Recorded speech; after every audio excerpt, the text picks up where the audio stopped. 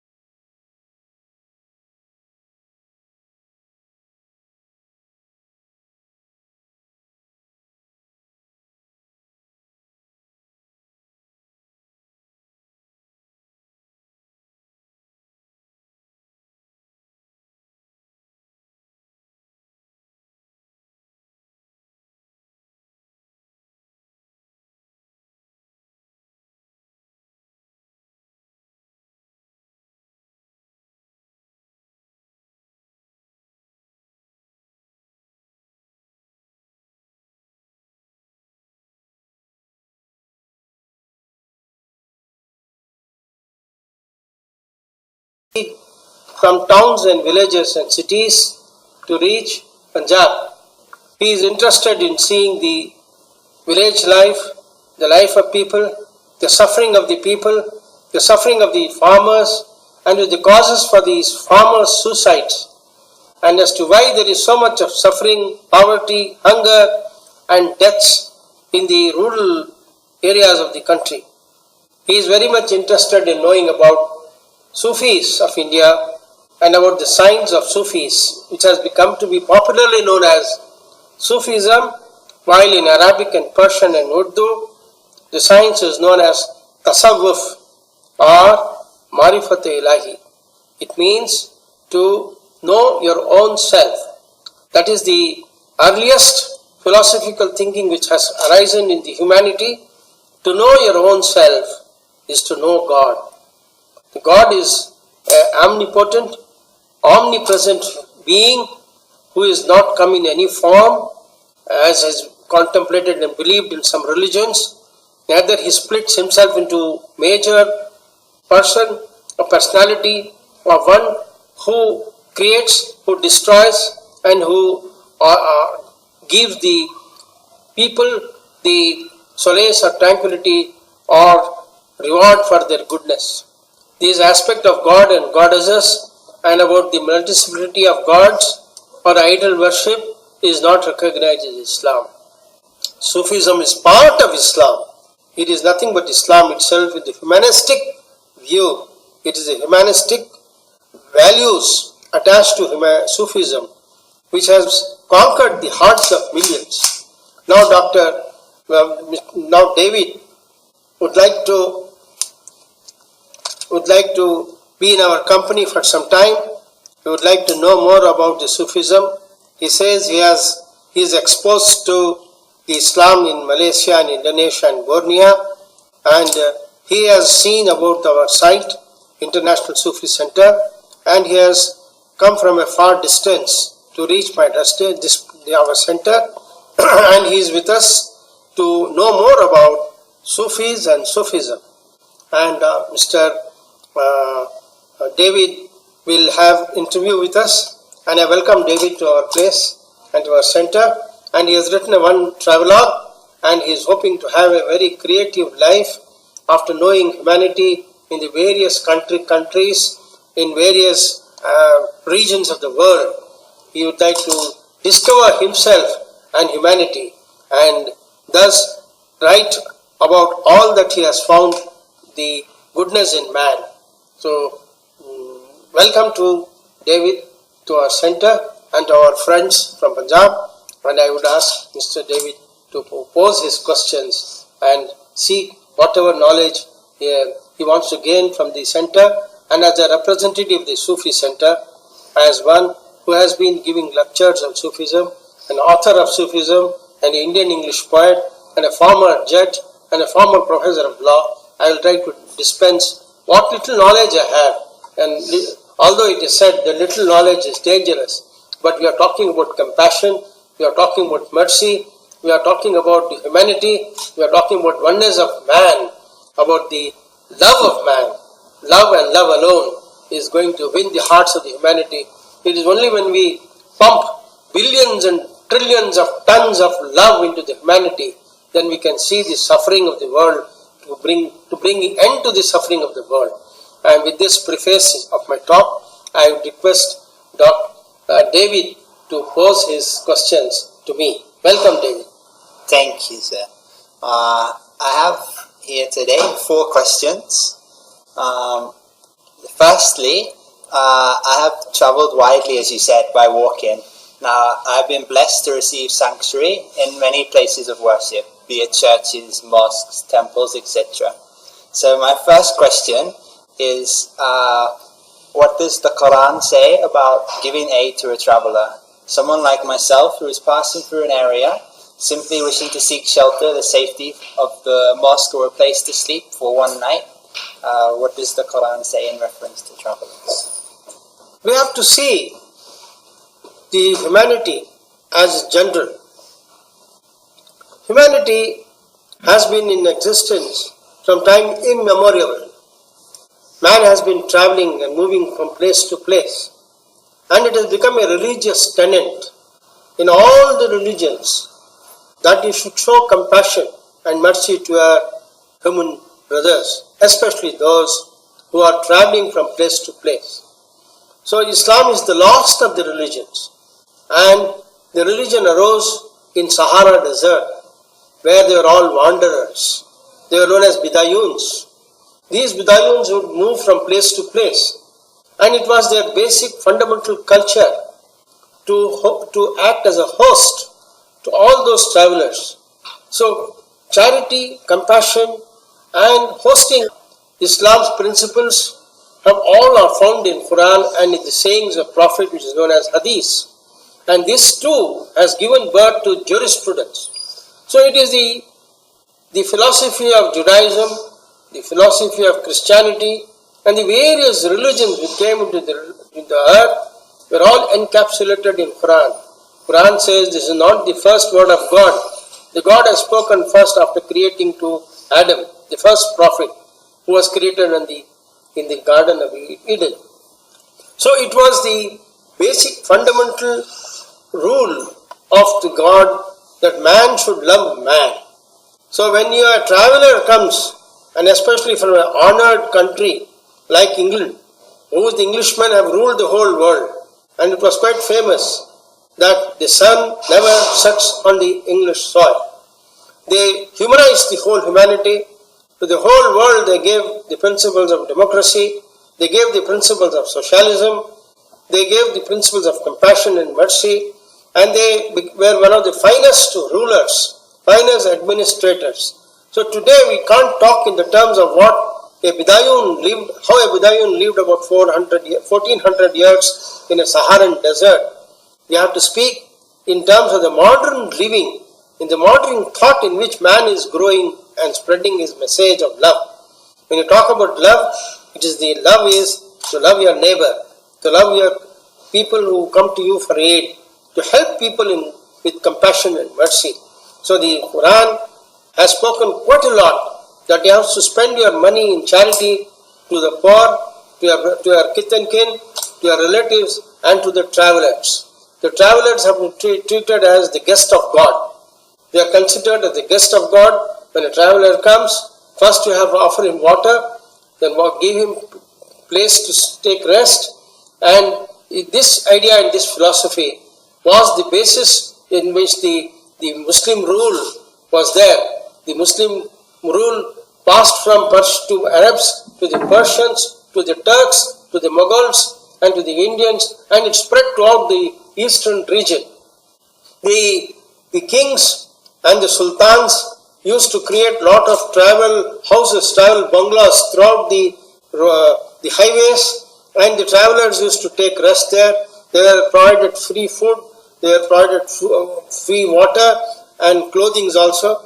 And the Sufism, in the Sufism, the Sufis used to have their khankhas. The khankhas is where the travelers would come and rest, and the travelers would take their food in the langar. Langar is a free kitchen. The free kitchen was there, and from the free kitchen, the travelers were given food. And the sheikh, or the person who was in charge of the monastery, was called as a sheikh or the peer. The peer would take care of his disciples, and he would personally attend to all the travelers. They would be given rest, they would be given food. And this philosophy and principle of taking care of travelers became the basic fundamental principle in Sikhism, which was a religion which grew from Sufism. In Punjab, it was Guru Nanak who propounded the religion of Sikhism, and Sikh is one who seeks, who conquers his inner self. So all their Gurudwaras are the places of worship will have a langar. We have Gurudwara in Alsur, Bangalore, where there is a free langar, and the food is served to any person who comes to the Gurudwara free of cost. Likewise, in mosques and in dargahs, where the mausoleum of a Sufi saint is, there are many langars are opened there, and travelers are given a place to sleep, and they take care of them, and they are provided with all the facilities. So this is the answer, that to take care of the traveler is a basic tenet of Islam as propounded in Quran, Holy Quran. You can proceed to the next question. Sure, thank you. Actually, during my travels, I've had many different experiences visiting masjid. One thing I'd like to ask you, firstly, is there anything that prohibits a non-Muslim from entering a mosque? And secondly, is it possible for a non-Muslim to spend a night in a mosque seeking shelter? See, you should see the development of the religion from the ancient times, from the time of our Prophet. The Prophet was teaching his gospel, his Quran Sharif, the word of God which came to him through Gabriel, the angel Gabriel, which was for the whole humanity. But his own people turned against him in Makkah. They waged wars against him. So when he came to Medina, the wars increased. He was shunned, and he had to leave the city of Makkah where he was born and brought up with his fellow traveler Abu Bakr. And when he reached Medina, he was welcomed, and a community was formed of Jews, Christians, and all the people of all the tribes of Medina, and a constitution was written down that each shall help the other, and one should be, and it is almost like a state constitution. The constitution of Medina is the most important document in the beginning of Islam. There was no such segregation done with regard to the Muslim or non-Muslim. They were considered as a community, who had to help each other, and they were given their rights, and there was no compulsion in the religion, or they were not forced to convert to Islam. The first mosque was built in Medina in the Prophet's house, and the mosque is still in existence, where the mausoleum of Prophet is in existence. But as the rivalry grew, as the wars were waged more and more, the Prophet, the Quran, the God had to give certain regulations, and God said that you don't mingle much with the non-Muslims, because there were a lot of hypocrites also, who would come as Muslims, but they were not really believing in the faith. They would do harm the Muslim worshippers, they would carry weapons, as we have today the tyrants and the terrorists. Likewise, there were a lot of such people there during the life of Prophet. Attempts were made on Prophet also. He was also attempt to poison him, attempt to kill him, and a large number of his followers were assassinated and killed. So that's why restriction was placed at the time that the mosque shall be only for prayers and prayers alone, and only they will come during the 5 times of prayers. Only the mosque is open to the worshippers during the 5 times its prescribed time. The rest of the time the mosque is closed.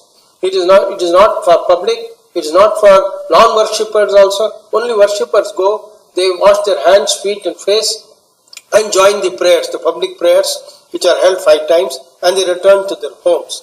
So the mosque is not a travel lodge.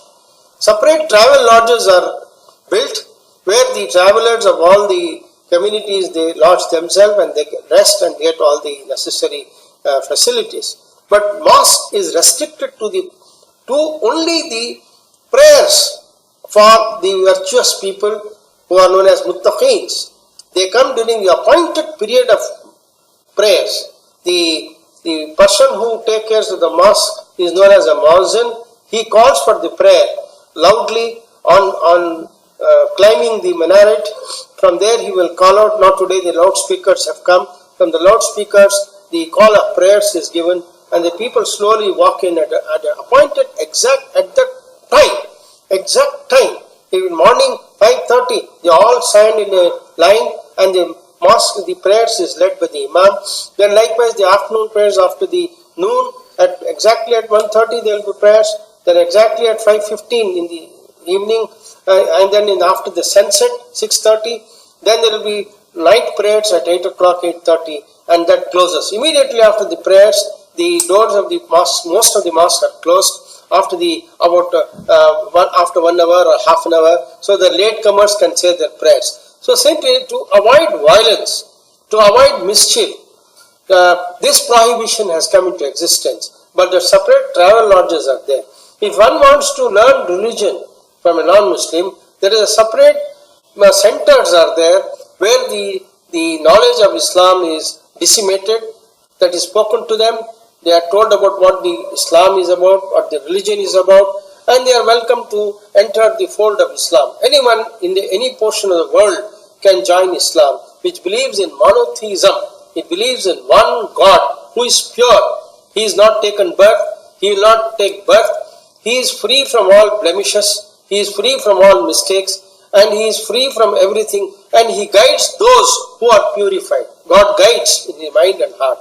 Our purified heart, purified soul, purified mind, he guides them to a life of bliss, a life of spirituality, a life of tranquility, a life of happiness. This is what is the tenet of Islam pertaining to mosques. Your third question. Is yoga compatible with Islam? Yoga was a part of Vedanta. It is only to realize the purity of mind and heart and soul. Yoga is only an exercise to build up the body. The structure of body requires certain exercise. The muscles require exercise. The bones require certain calciums, and the spirit requires some peace. And that is how the various postures of yoga is being created in the science of yoga. There are specific teachers who teach about it. So there is nothing like the yoga in Islam, but there are a lot of spiritual practices which are akin to the spiritual aspect of yoga. The spiritual aspect, without the motions or the exercises which they do, Ultimately, they sit down and in deep meditation. The meditation is common to Buddhism, Jainism, Hinduism and Islam.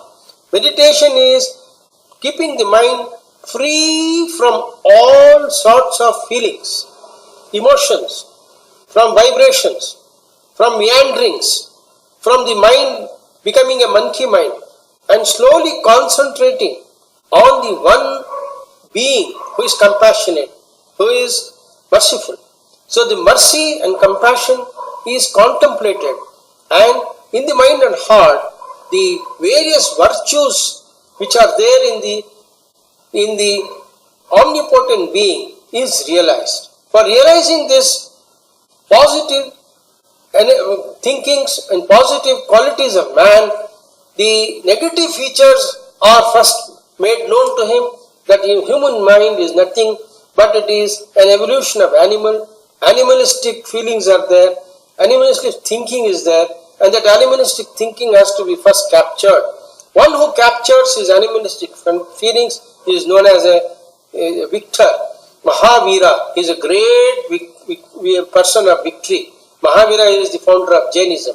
So also Buddhism. So also in the case of Sikhism. Sikh is one who captures his negative feelings in his mind and heart, like anger, jealousy, sexuality, lust, greed, covetousness. These 7 fundamental evils which have been discovered by all the prophets of the world, all the great men of the world, even in the religion of the Persians, the Zoroaster, he also has spoken about the good and evil. But attached to this, the feelings of man, the good and bad, lot of mythology grew about the angels, about the devil, about all that. So this has corroded the human mind. In yoga and in Sufism, you have to dispel from the mind and heart the aspect pertaining to mythology, about angels, about devil, and you have to become slowly a good person. A personality is grown in you which is totally compassionate, totally humble and totally simple.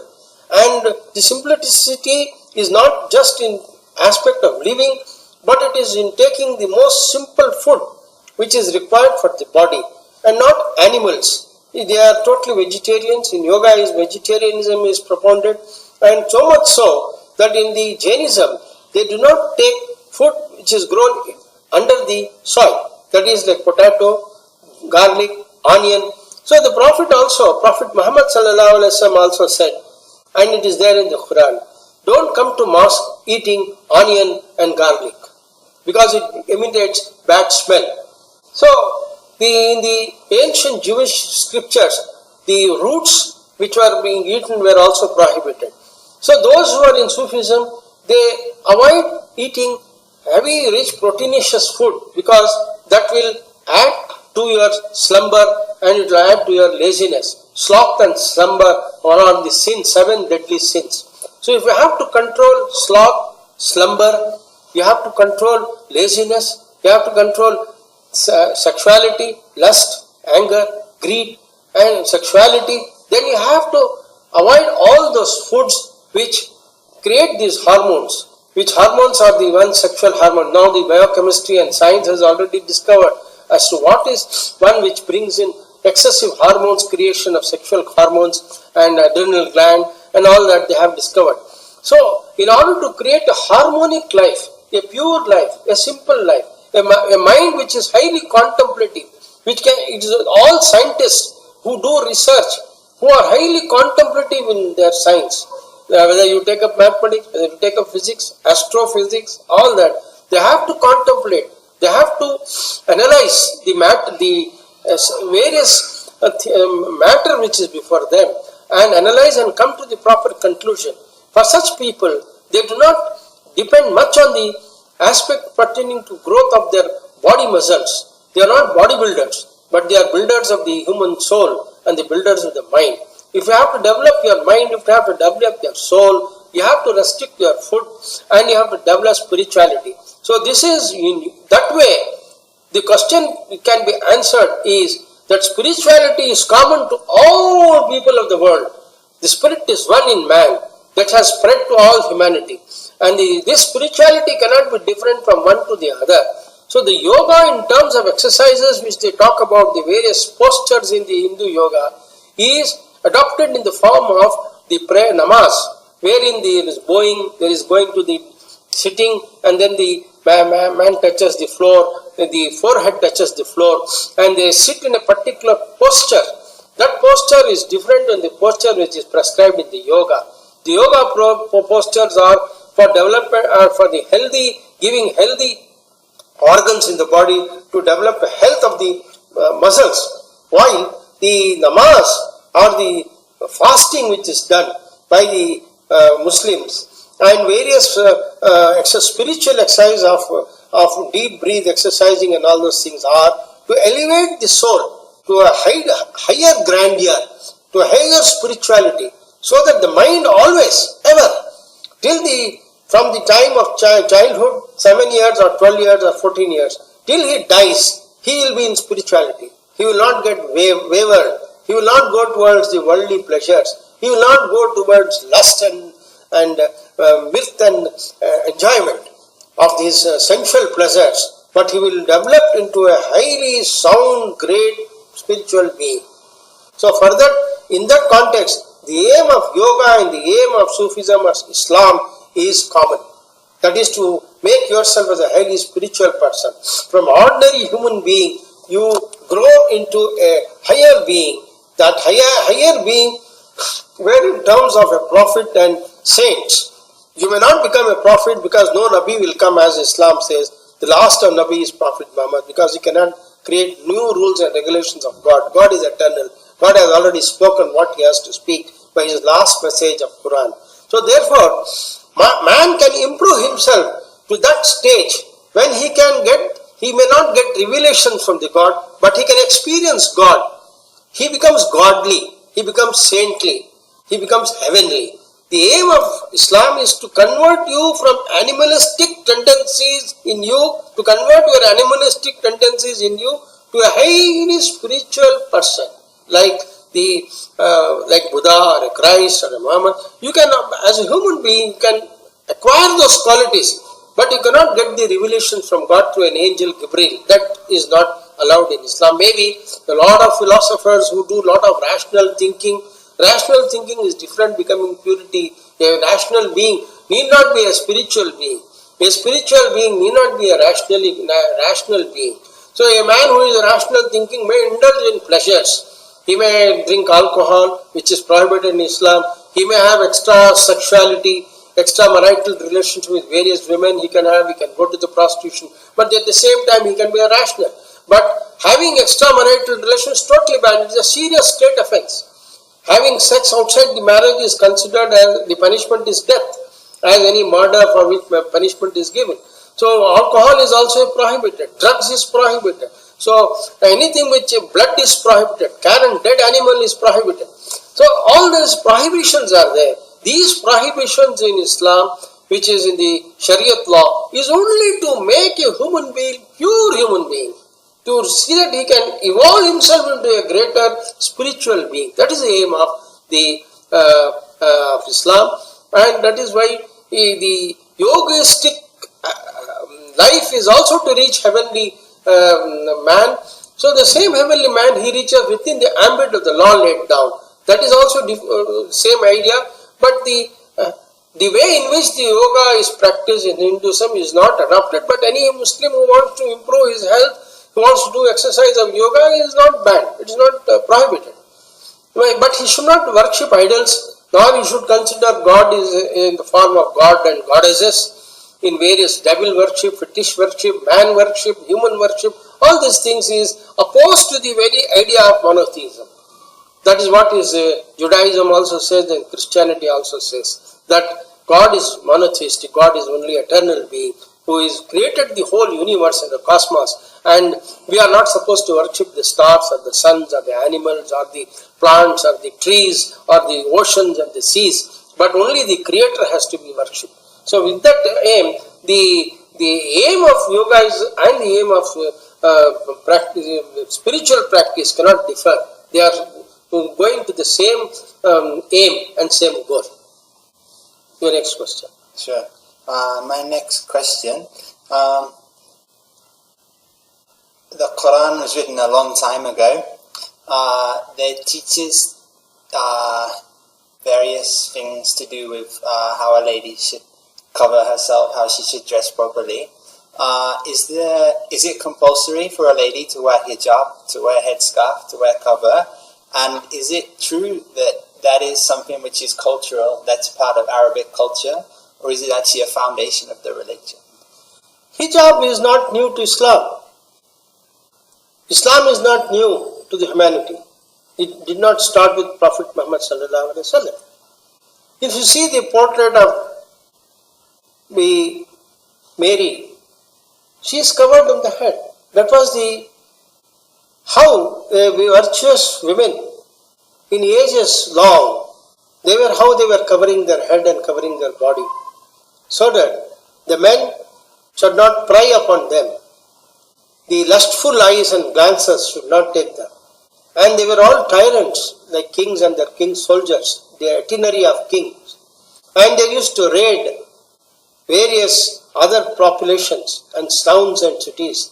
And they would pick up beautiful women, and they would rape and rapine was plunder and loot and killing was common. So it was common in all the places where there was tyrannical rule was there. And there was prostitution became a way of life for women, fallen women, who were not taken care of, who were not in the institution of marriage. So prostitution is completely banned in the Muslim culture. The various methods have to be adopted to protect the woman from these prying eyes, P-R-Y, prying eyes, lustful eyes, wicked eyes. So the rules and regulations were formed only to maintain the chastity and virtue of a woman. If you see the Catholic nuns, they are wearing the hijab. Thousands and thousands of nurses are there. All the nurses who may not be belonging to any religion, they are wearing a headscarf. All the religious practitioners, they are wearing the headscarf of all the religions. So it is a symbol. Wearing a headscarf is a symbol of virginity, symbol of modesty, symbol of goodness. It's only to maintain virtue and a warning to any prying and adulterous eye. It says, I am a virtuous lady, don't cast your eyes on me. Because the Quran says to all males not to cast their eyes on women and to keep their eyes down. So the women are also warned that you shall not cast your eyes on the men. From the both sides there is a restriction that one should not cast their lustful eyes on the other. In order to maintain the family life, the virtuous life, the purity in life, this was evolved as a culture and a law. So if you go to any nunnery, all are wearing scarves, a bigger scarves, bigger than what the Muslims are wearing. Muslim women is wearing the hijab. If you go to all Catholic nuns, they are all wearing. So if you go to any nurse in any hospital, she is wearing. So why do you pinpoint only Muslims wearing it? It is all due to the cultural war which has taken place, and that is due to economic reasons. In order to see that the supremacy of the Arab culture or the Arab religion should not spread among the Westerners. So it is a cultural fight which is taking place. It is a war of civilizations. It was not so during when British ruled the whole countries, the whole seas that were ruling, the Englishmen. They did not object to parda. The English women also were virtuous. Although they were dancing, but the dance used to be in a very virtuous way. Only a known person could dance with them. Nobody could go, only in the ball. In the ball the dance was there. And the Englishmen throughout the continents where they ruled, they did not force women to remove their scarf or the parda. They respected the parda of Hindus, they respected the pardas of the Jains, they respected the parda of the Muslims. Why suddenly the Englishman or the American man or the European man today has started or criticizing or condemning the scarf being worn by a Muslim woman? Why don't you condemn the nuns, the Christian nuns or the Catholics or the nurses in the hospitals who are wearing these scarf to remove them? It's a symbol of modesty. It's a symbol of virtue. It's a symbol of warning to the lustful eyes. I am a virtuous lady. I am a God-fearing lady. I believe in the rules and regulations. Don't look at me with a lustful eye. Don't steal or don't plunder my virginity. Don't try to steal me with your looks, with your lustful eyes. This is just to adopt certain purity. There has to be some methods. And when the English people or the French people or the Russian people throughout the centuries have accepted this scarf from all the religions, why suddenly after the 9/11 attack in the American, on the tower, Trade Tower, this hue and cry of wearing the hijab has started? The introspection has to be done by these people who are objecting to the scarf. It's after all, we are wearing hats, we are wearing caps. The Englishmen wore hats throughout the centuries. Everyone were wearing hats. Why did they give up the wearing of the hats as a culture today? It's only after the Second World War. But every soldier and every policeman wears a hat. You don't object to a policeman wearing a hat. You don't object to an Englishman or a soldier wearing a cap. That is a symbol of power and authority. There is a stamp or a symbol of the government on the cap of the policeman or on the soldier of the country. So show me one country, one army in anywhere in the world who is not wearing a cap. If you object to the woman wearing a scarf, she can also object to a soldier or a policeman wearing a cap. Equality of, you talk about equality of men and women. If you talk about equality of men and women, then why do you object to the man, the woman wearing a scarf and not remove your cap as a policeman or as a soldier? It is ridiculous. It is a laughable proposition. It is only enmity. It is exposure of your hatred. It is exposure of your non-violence. You are not accepting the compassion. You are not accepting man and the various cultures of man. If you really want to spread humanism and love, accept the culture of other people. Why are you forcing down women to remove their scarf? What are you going to see in their head? There is nothing. Then what is it is being achieved? It's only you don't want a symbol of Islam to be exhibited. You are restricting which you accepted it for ages. Of course, you are recalling all those bloody wars which took place. The Crusades, 7 long Crusades. Even during the period of Crusades, the Pope did not object to the Muslim women wearing a scarf.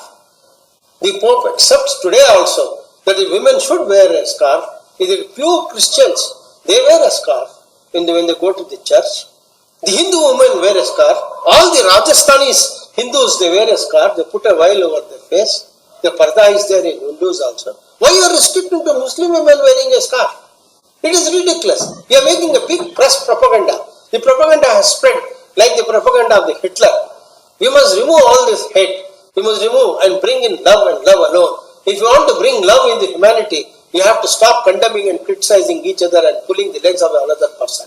Love and love alone should rule our life. And that is only by accepting each other's cultural differences. Cultural values has to be respected. This is the answer I can give to you. I was once spent some time in Islamic school in Australia, and one of the first things they taught us that the foundation of Islam was to fear Allah. Now, I always wondered that is the foundation of the religion to fear Allah or to have compassion and love for Allah? What is fear of Allah? Fear of law. What is Allah? Who is Allah? Where is He? Is He encapsulated in the Kaaba? Has He been enthroned inside with a golden door and a golden lock? He should not come out. God resides in your own heart. He resides in your eyes. He resides in your tongue. He resides in your mind. It is the law. It is the supremacy of law. Allah is the fear of law. Allah means the fear of law. Law of equality. Law of humanity. Law of love. Law of equality. This is the foundation of Islam, the brotherhood. Each one for the other. One is serving the other. One is helping the other. As a man, even if you are a Hindu, you are a Christian, you are a whatever it is, you have to respect human being, his soul. His body and mind and soul has to be respected. The Muslims conquered and ruled all over the world. They did not slaughter all the non-Muslims. They ruled the non-Muslims with their law. For them, your law. For me, my law. All should fear God. The Christians should fear their God. Christians should also talk about the Christ values. The Jew speaks about the Moses, law of the Moses. The Hindu speaks about the Dharma. The Buddhist speaks about the Dharma, compassion and mercy and Karuna. The Jain speaks about the values of the of the Jainism. So what is wrong? Any religion means spiritual laws. So Islam means is a part of any other religion in the world. It is only this democracy which talks about the communism. They thought there is nothing like God. We are all, if they are not gods, you are a mini God. You are having a law. Law is the foundation of any modest good society. There has to be modest laws. There are good laws. Laws are to be put into practice and become effective. That is only if you create certain values in the human mind. Respect for law. When you say fear of God, it means respect for law, respect for human beings, and follow the law. Law has to be followed in all circumstances. Law is not just going and praying. No, it also means various regulations are there. You have to follow the contracts. When you have given a word of honor, whether it's a Muslim or a non-Muslim or whoever it is, you are a businessman. You give an honor. On every currency note, the bank chief, the country's banker says, I promise to pay 10 pounds to the bearer of this note, promissory note. You sign a promise note and take a loan and you promise that you will return the money on demand. So the basic fundamental principle behind this is oath. I take an oath, I give an assurance, I give a promise. All these promises and assurances have to be honored. So when you say I fear God, I mean I am going to respect the honor, I am going to respect the oath, I am going to respect all the assurances I have given to my fellow being, to my government, to my ruler, to my police. I will not commit any crime. I will not commit any civil wrong. I will not dishonor the country. I will be loyal to my country as a policeman or as a soldier. I will give my life as a soldier. This is what it means. When I say I respect Allah or His word, it means I am respecting law of honor. God says you respect your authority. So God does not come in a human form. He is already omnipotent and omnipresent. He lives within us. When you pray, keeping your eyes closed and raising your hands, you are mumbling inside your heart or whispering on your lips, in your mind and heart. Who is listening to you? Where is he? Is there any special microscope in some microphone in your tongue, on your eyes, on your heart, there is photograph cameras to see what you are praying? It is your own heart, it is your own mind which has to be spiritual. It is in this spirituality of man resides the God of compassion, God of mercy. That is why the chapter of Islam starts with the Lord, Allah, the merciful, the beneficent. He does not talk about His being a creator, this, that, 99 qualities or 2,000 qualities or 1,20,000 qualities or how many millions of qualities He may have. He doesn't speak about those qualities at all. When He says, I am God of mercy, I am God of compassion. When He says, I fear Allah, I means I want to accept mercy. I want to accept compassion. I have to forgive whatever sins the others commit against me. When He comes and says, I am sorry, I forgive you. I have forgiven you. Even if you have committed murder and says, forgive me, I will not commit the sin. That is the principle of the modern criminology, that you have to reform a criminal and you have to not keep them in dungeons, but a rehabilitation home. You have to change their way of life, change their thinking, modernize them, change their heart and mind. That is the present reformation of today. That is mercy. Mercy is to show compassion, goodness, feeling of love, feeling of you have to attain to the injured heart, the heart which is suffering. That suffering has to be removed from the mind and heart. That's what Buddha said of compassion and karuna. Remove your suffering, remove your sorrows. Then you will release the joys, you will release happiness. How will you release happiness? When will you become joyful? When will you become tranquility? When you surrender. Surrender yourself with all humility, with all your simplicity. Then the devil is not there in your mind. You are surrendered to the man of God of compassion, not to the God of devil, who creates mischief, who puts all sorts of ideas in your mind and heart to destroy humanity, like a Hitler who wants to kill and vanquish all the love each other. So the compassion of love of mercy and compassion. Bismillahirrahmanirrahim. I begin with the name of the Lord who is the merciful and the compassionate. When I say this, I believe in that Lord who is compassionate to us with love and compassion and charity. Your earnings have to be shared. Your love has to be shared. Your food has to be shared. Your traveling has to be shared. I must love you. I must see you with all compassion in my eyes, not with terror. I am not ruling you. I am not having coffee plantation and tea plantations and rubber plantations and all the industry in my hand and the gold mines, copper mines, all those they have left. The Englishman has left now. But when he came, he tilled the land, he got all the taxes to himself, he took away the gold, he took away the copper, he took away the iron, he took away all the yields of the plantations, tea plantations, coffee plantations, rubber plantation, tea plantation, and he emptied the treasury of the nation. But he must have given us trains, he has given us communication, he has given us planes, he has given all that. But at the same time, he took away the lion's share, not for the welfare of man. So if welfare of the man and social thinking of man is taken into consideration, you have to submit to the law, rule of law. And the rule of law is the law of the mercy, law of the compassion, and that is what is Allah. Thank you. I want to share my own personal experiences with Islam. Unfortunately, be it from a neutral standpoint, reality is a lot of it's been quite negative. My life has given me many opportunities to spend time amongst all different religions, throughout Asia in particular, and to approach them from a neutral standpoint as a person in need. So I have stayed regularly in temples, in churches, in mosques, etc. Now, my experience of Islam, first, it was difficult for me to try to study. Consistently, I was turned away when I asked questions. People either said they didn't know or they were afraid to help. Secondly, when I did go to a mosque, the first question I was always asked is, what's your religion? If you're not a Muslim, people look down on you. And thirdly, when I did go to Islamic school in Australia, the first question and the thing which they always asked each week was, when are you going to enter Islam? They were always putting a pressure on this concept that if you are a Muslim, you're a brother. If you're not, you're always going to be outside. So through those experiences,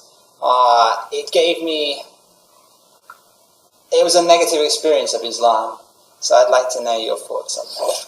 The negativity is the negativity of man.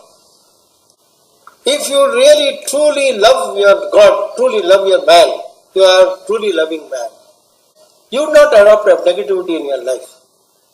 You will help and love a man who is putting questions, who wants to learn, who wants to know the truth of life. What is truth? Is the basic question of man. He wants to discover truth. A person comes to him to ask for truth. A blind man came to ask our Prophet about truth. He was very busy in trying to convince a Jew about truth. He did ignore him. The God immediately sent the command that you are doing a mistake. You cannot turn away a questioner, a poor man, a blind man. His faith is strong. So if you challenge yourself that you are a man of faith, if you are a man of love, you are a man of compassion, why will they turn down you? It is because of the negativity which the press has developed in the world. Because of the bombardment which the Hitler developed. He bombarded all the nations around him. He conquered countries after countries. Austria, various neighboring countries started bombing the English soil. The Japanese started conquering the whole. Why do you forget the history of 50, 60 years back? Why do you forget about the Vietnamese war? Why do you forget about the 2 lakh sorties of the Americans on the tiny nation of Iraq? Why do you forget about the bombardment in the Afghanistan? Have you gone and seen the misery of the people there? The entire infrastructure was destroyed of Iraq, Iran, and Afghanistan, and Sudan, and all these nations. It is this destruction which has developed some sort of a negative feelings in man. It is still going on. The wars are still going on. Now the America is threatening North Korea that it will bombard it. It's every time he holds the atom bomb in his hand and nuclear weapons and said, I will destroy you if you do not allow our Americans to rule. He says America is a superior nation. We want to maintain our American way of life. This is what the American president keeps speaking. This is what the Trump has been speaking. If these Muslim countries were destroyed, and what wealthy Muslims countries have been kept in their thumb, in their fist, the entire earning petrodollars is in the banks of the American banks. And the moment the Arab countries say we'll withdraw our money, they will say we'll squeeze this money. All the wealth, billions and billions of dollars of the petrodollars is in the hands of the Americans and the British and the Americans. So this is the jealousy. Can this jealousy be removed from the heart? Unless justice is done, unless this equality is brought, unless the Americans take in the folds the Muslims and people of Islam, they take them in the fold and they kiss them, they love them, they give them, they share them, they understand them. This hatred will not go. Hate cannot be shared with hate. Hate has to be only removed by love. If you truly are sincere, if you are entering the mosque with the idea of learning and worshipping, you are welcome.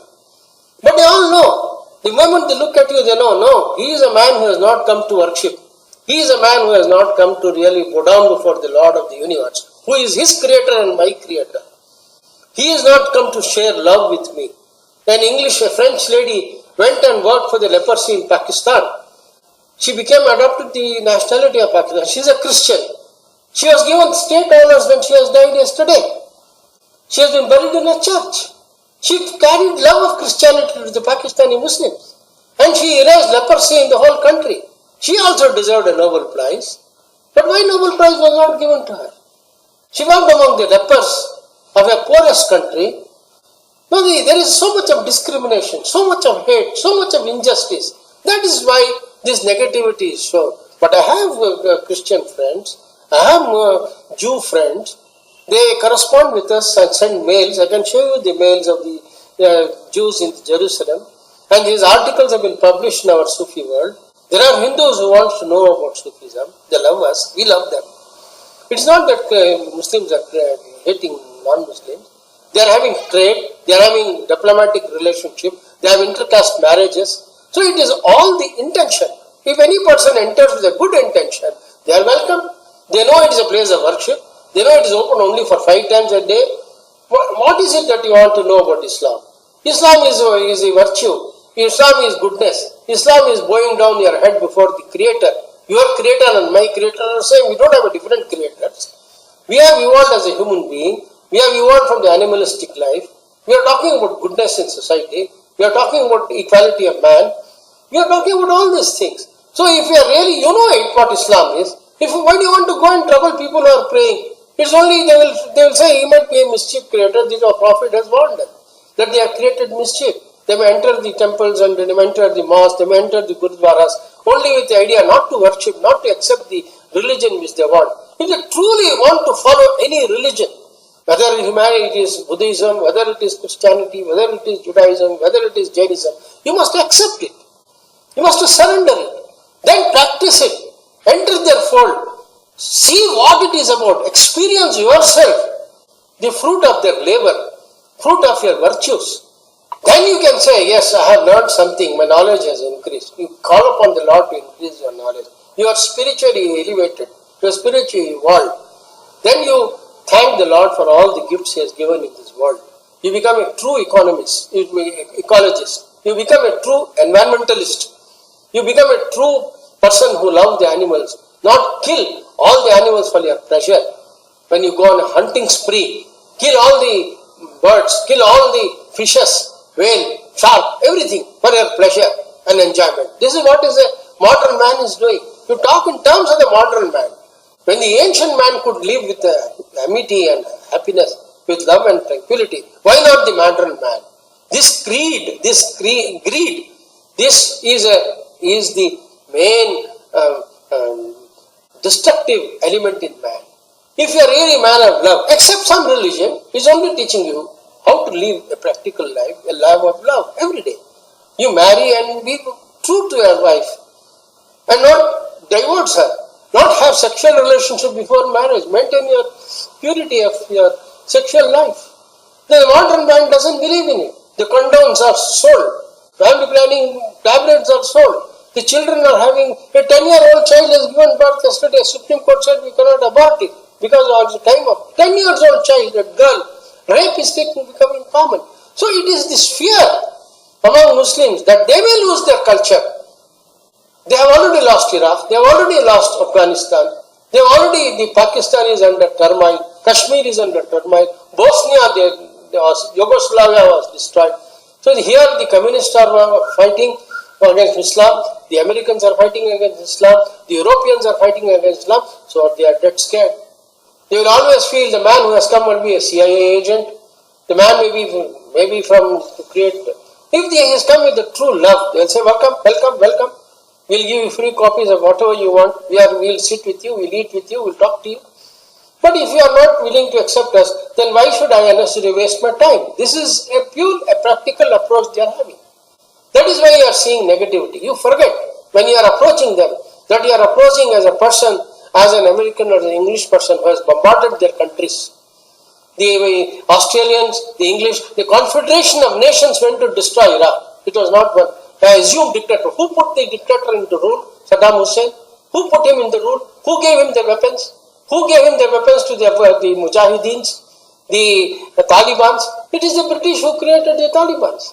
Because they wanted to remove the drugs. Where is this drug going? Why the drug is being cultivated? Poppy is cultivated in Afghanistan. Where is this poppy going? Who is buying this poppy? These Western countries are buying this poppy. Who is selling these weapons, these destructive weapons to these countries, to these poor countries? It is the warmongering armed lobby. They want money, they want wealth. So you must go to the fundamental root problem and see why the community is behaving like this. If you go to the basic fundamental aspect, you will notice it is only fear, it is jealousy, it is hatred. If you remove jealousy, if you remove hatred, you will find only love. Pure water will come from the channels inside the mind and heart. This is the answer I can give you. Okay. In response, I feel truly deeply sad within that you would suggest that I come to learn Islam with anything other than love. Because the foundation to my life is love. If you asked me my religion before we started, I would have told you love. That is the foundation of everything that I've ever done. And I take that approach with each religion I've ever studied. But the only one which I had difficulty in trying to learn about was Islam. And maybe that was my point. Secondly, I was so deeply saddened that people, be it right or wrong, can only identify me based on my skin color and where I come from. I like to think of myself as a human being, nothing more than that. You may like to think I'm British, but I don't feel any identification. No, I have not identified you as a British. I am speaking about the world trend, the world politics which is there. I am welcoming you with open heart and mind and love. I am not interested in your religion. Because neither I am interested in the religion of my son or my daughter or my wife. They practice what they think which is good to them. I don't force down my religion of Islam on their mind and heart. I don't force down my neighbors on the other side as to what the religion is about. We are not concerned about your color and complexion. If you have a white complexion, even I have a semi-white complexion. I am also having various ancestries. Maybe my ancestors were from the Arabs and the Irans and the Mughals and all that. I am a crossbreed of so many cultures and I have no identity, I have no roots. My forefathers were from various nations. So we came and lived in this country which gave us shelter. And we have lost our roots. We don't identify with Arabs, we don't identify with Persians, we don't identify with Afghanistan. Maybe these are the three countries which has contributed to my inner blood. So we want to spread love. That is what Sufism is about, man and man. You are welcome. But the negativity I am speaking about, why this negativity is about. The negativity is because of the fear that is lurking in the minds of these innocent people. Because they are watching with their own eyes every day on the TV, the destruction taking place. They don't want their house to be destroyed. They don't want their women to be criticized. Leave them alone. Why do you want to criticize them when they wear their scarf? Why do you want to bombard them if they have more than one wife? Why do you talk about their divorces? Why don't you talk about their various ways in which we can remove their diseases? How we can help them to conquer the various evil which is plaguing the society. If you talk like that in the language in which Mother Teresa spoke, you will be loved. The way in which the Mother Teresa of Pakistan, she did not identify religion. They did not really relate her as a Christian. They all accepted an open hour of charity for 40 years. She was given citizenship, and when she has died, she has been given a national honor, a national funeral. So we should not identify each other with the faith we are carrying in our mind and heart. Today you may find Muslims in that condition, projecting the negativity. Tomorrow it may be Hindus, it may be Jains, it may be Sikhs, it may be Christians, it may be Jews. So this is a common disease of humanity. It may be you, it may be me. This is changing. Yesterday it was Hitler. It was Mussolini of Italy. This is changing. Today it may be Americans. How are you sure that the American large majority will not accept Islam? Germans are accepting Islam today. Large majority of youngsters are accepting Islam. They are not looking into this negative. They want a faith. They want something who can talk about love. Lot of French people are accepting Islam. If you go to an English white Britisher, hundreds of British whites have accepted Islam. You speak to them, they'll speak in your tongue, in your way, in your manners, in your culture, in your thinking. There are hundreds and thousands of British Muslims, total British, white men who have accepted Islam. They will not project negativity to you. They will speak to you in the terms in the classics, in the Shakespearean classic. They will talk to you in the terms of various classics of the English literature. They welcome you in that aspect and project their way of life, their new adopted life they have accepted. You go and interview them. You interview the Russians who have accepted Islam. The large majority of countries in the Soviet Union, Azerbaijan, Tajikistan, Turkmenistan, all this, they are all under the communist rule. Today they are accepting Islam. You talk to them, they talk about love. They do not talk about this negativity which we have seen in some places where they must have been victims of this various type of elements who have destroyed them. Or if their forefathers, their plantations were taken away, the rubber plantation, tea plantation, coffee plantation, mines, they have already seen this. They have already seen this suffering. Why did Mahatma Gandhi oppose the British? But he is a pure Hindu. He spoke about satyagraha, he spoke about non-violence, he spoke about ahimsa. He did not speak against Christ. He said Christ is in me. So also we say Jesus is within us. We say Jesus is Islam. We talk more about Jesus. When we don't say Jesus at all, we say Hazrat, Lord Jesus, peace be upon him, sallallahu alaihi wasallam. So when you talk about the British, you talk British not as a Catholic or a Christian. You talk as a British, as a businessman, as a evolved modern democrat, socialistic democrat. You are approaching as a strong socialistic democrat. And you want to impose your democracy on the whole world, where there is sultanate, where they want to take an Amir, they want to take their leader, and love the leader. That is their principles and that is their... You want to ban the countries, remove any rule other than democracy. You say we have United Nations and we have passed the resolution that democracy alone shall be the rule of the countries. No dictatorship. But you are putting dictators in rules. You are putting everywhere army generals. So there is a duality in life. This duality which you see externally in politics is also there duality in human being. Duality arises from the mind and heart. The yoga or Sufism or Islam wants to remove duality in human being and develop unity of Godhood. That is Tawheed. That is accept the unity, the cosmic harmony which is there in the world, in the universe. There is cosmic harmony. All the physical laws, the natural laws, the chemical laws, they have a cosmic harmony. And this cosmic harmony which is there in you and which is there in the universe has to be equalized, has to be seen together in the inner eye of the heart and mind. So this equality has to be not in terms of economic equality, but equality in the terms of cosmic harmony. You are a cosmic man. You are a universal man. As a universal man, as a cosmic man, you should converse with the universal laws which are making the universe run. The universe is running on certain cosmic laws. You have to identify yourself with cosmic laws, not with your racial feelings, not with your communal feelings, not with your nationality. But if you want to realize the cosmic harmony, the basic feelings which are in human being is love. It is this love and compassion which can make you realize the cosmic harmony in the universe. If you want to see the cosmic harmony in the universe, you cannot see through hatred. You cannot see with jealousy. You cannot see with passion. You cannot see with sexuality. You can see only when you rise about it. When you have love, then you will see the cosmic harmony which is there around you. Then you will see how the plants are growing, how the wind is passing, how the oceans are how they say the ships are sailing in the oceans. You will see about the oceanography. You will study about the meteorology. You will study about various aspects of nature. The nature and you become one. You become a naturalist. This is what Islam is trying. Islam is nothing, it is there. Christianity is Islam.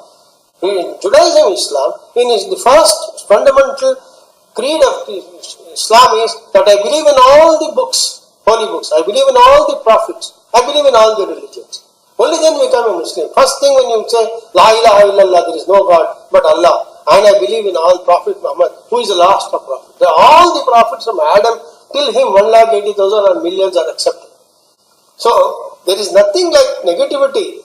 If you shun negativity and take positivity, then you will arrive at love. And love becomes a virtue. And a virtue is the cosmic harmony. And you become a cosmic man. You become a universal man. You become a purified man. And you become Christ-like. You become Muhammad-like.